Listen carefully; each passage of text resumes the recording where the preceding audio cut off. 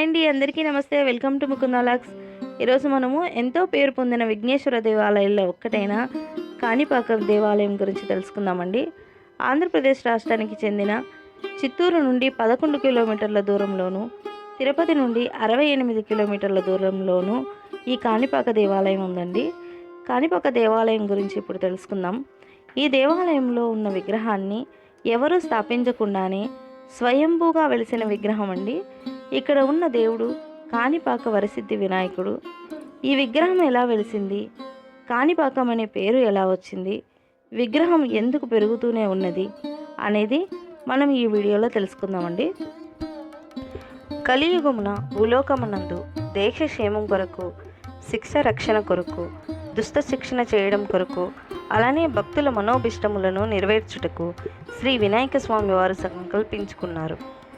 సుమారుగా 1000 సంవత్సరాల పూర్వం బహుదా నది తీరమున విహారపురిగా పిలువబడే ఈ ప్రాంతం నందు దైవశక్తి, దైవభక్తి కలిగిన ముగ్గురు అన్నతమ్ముల కథ ఈ కథ ద్వారా మనకు స్వామి స్వయంభూగా ఎలా వెలిశారు అనేది తెలుస్తుంది. ఈ ప్రాంతమంతా ప్రజలు కరువుతో బాధపడుతూ ఉంటారు. పంటలు పండగ ఆకలి దప్పికతో అలమటించిపోతుంటారు. ఈ సందర్భంలోనే ప్రజాక్షేమం కోరుకొని ముగ్గురు అన్నాతమ్ములు అవిటివారైనా సరే వ్యవసాయం చేయాలనుకుంటారు. ఒక శుభదినమున చూసుకొని సకల విఘ్నాలను పోగొట్టే గణపతికి, అలానే కోరిన కోరికలు తీర్చే గణపతికి ముందుగా పూజించి వారి వ్యవసాయాన్ని మొదలు పెడతారు. వ్యవసాయ భూమి దగ్గర బావిని త్రవ్వడం ప్రారంభిస్తారు. అప్పుడు త్రిలోక పూజ్యుడైన మహాగణపతి ఆ ప్రాంతం ప్రజలను అనుగ్రహించుటకు నిర్ణయించుకొని సాక్షాత్తుగా కైలాసం నుండి దిగి వచ్చి తవ్వుచున్న బావినందు రాతి రూపమును దాల్చి ఆసీనులై ఉంటారు. ఆ ముగ్గురు అన్నతమ్ములు సదరు రాయిని పగలగొట్టుటకు గడ్డపారతో బలంగా కొట్టగా, గడ్డపార తగిలిన వెంటనే ఆ రాయి నుండి తీవ్ర రక్తస్రావం జరిగింది. స్వామివారి రక్తస్పర్శ మాత్రంతోనే వాటి అవిటితనమంతా తొలగిపోతుంది. వెంటనే ఇక్కడ ఏదో శక్తి ఉన్నదని గ్రహించి చుట్టూ తవ్వి చూశారు. అప్పుడు వారికి మహాగణపతి విగ్రహం సాక్షాత్కరించింది. ఈ విషయం తెలుసుకున్న పరిసర గ్రామస్తులు వచ్చి బావిలోని శ్రీ స్వామివారికి కొబ్బరికాయలు కొట్టగా వచ్చిన కొబ్బరి నీరు మరియు స్వామివారి రక్తం కలిసి ఎకరం 25 భూమి ప్రవహించినది.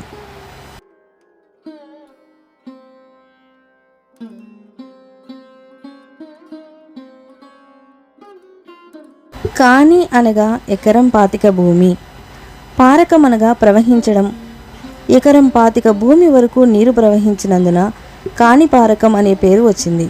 కానీ కాలక్రమేణా కాణిపాకంగా మారింది. మహాగణపతి స్వామివారు అనుగ్రహించడం వలన ఇక్కడ మంచి వర్షాలు పడి ఈ ప్రాంతమంతా సుభిక్షంగా మారింది.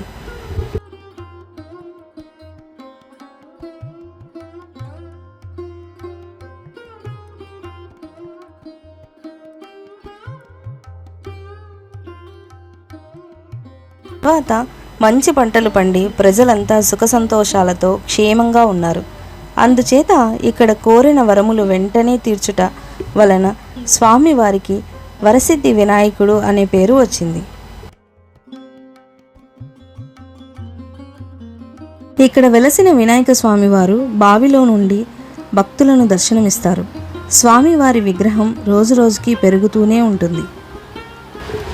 ఈ విషయాన్ని నమ్మటానికి ఎన్నో రుజువులు కూడా ఉన్నాయి. స్వామివారికి 50 సంవత్సరాల క్రితం వెండి కవచాన్ని బహుమతిగా ఇచ్చారట.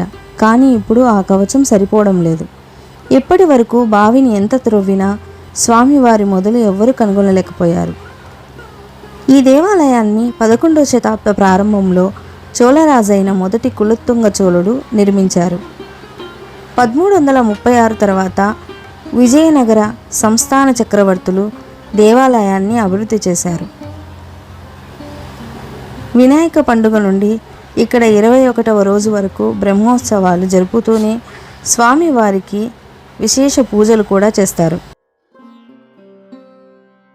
ఈ బ్రహ్మోత్సవాలకు పండుగను ఇక్కడ జరిగే పూజలు చూడడానికి దేశ విదేశాల నుండి యాత్రికులు తండోపతండాలుగా తరలి వస్తుంటారు. అంతేకాకుండా రోజు స్వామివారికి అష్టోత్తరాలు విశేషమైన పూజలు ఘనంగా చేస్తారు.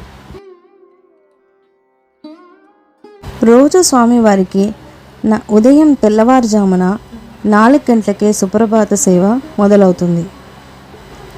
ఇక్కడే చిన్నపిల్లలకు అక్షరాభ్యాసాలు, నామకరణాలు కూడా జరుగుతాయి. ఇంకా ఎన్నో పూజలు కూడా ఇక్కడ జరుగుతూ ఉంటాయి. అయ్యప్ప మాలలు ధరించిన వారు, భవానీ మాల ధరించిన వాళ్ళు, శివమాల ధరించిన వాళ్ళు, గోవిందమాల ధరించిన వాళ్ళు వారి యాత్ర మొదటగా కాణిపాకంలోనే ప్రారంభిస్తారు. కాణిపాక వరసిద్ధి వినాయకుని స్వామిని దర్శించుకొని వారి యాత్రను ప్రారంభించి తదుపరి వేరే దేవాలయాలకు వెళ్తారు. అలానే మనం కూడా ఈ కాణిపాక వరసిద్ధి వినాయక స్వామిని ఒకసారి కుదిరిన సమయంలో దర్శించుకుందామండి. మరిన్ని ఇలాంటి వీడియోస్ కోసం ఛానల్ని సబ్స్క్రైబ్ చేసుకోండి. Thanks for watching Mukunda.